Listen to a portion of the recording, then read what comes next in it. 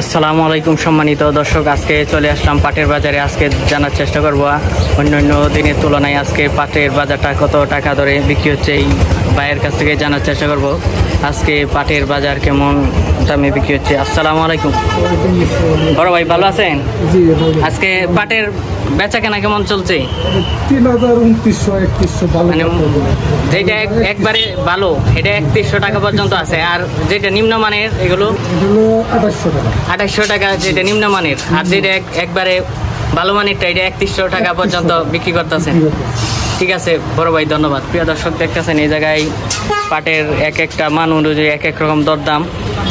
২৮০০ টাকা থেকে শুরু করে মান অনুযায়ী ৩১০০ টাকা পর্যন্ত পাটের বিভিন্ন দরদামে আজকে বিক্রি হচ্ছে।